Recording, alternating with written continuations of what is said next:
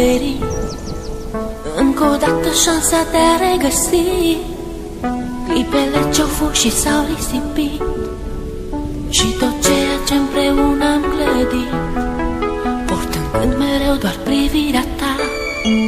Realitatea nu o pot accepta. Ieri erai cu mine, azi nu mai ești. Ce s-au scris cândva au fost doar povești.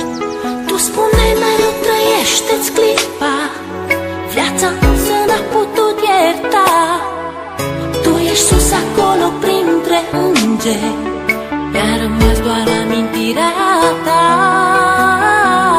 Vei rămâne în gândul meu, la bine și la greu.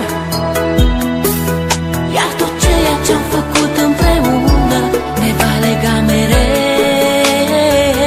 Vei rămâne în gândul meu, la bine și la greu. Iar tot ceea ce-am făcut împreună ne va lega mereu. Astăzi cerul parcă e înnorat, totul în jurul meu îmi pare schimbat. Uneori viața e de neînțeles, ea nu iartă, iar tu nu ai de ales. Este ultimul de drum, te-am pierdut, amintirea se așterne în trecut. Ieri erai un suflet nevinovat, astăzi îngerii din cer mi te-au luat. Parcă ieri trăiam speranțe și vise, parcă ieri aveam tot ce ne-am dorit. Tu spuneai că viața merge înainte, mă întreb oare chiar s-a sfârșit. Vei rămâne în gândul meu, la bine și la greu. Iar tot ceea ce-am făcut împreună ne va lega mereu. Vei rămâne în gândul meu, la bine și la greu.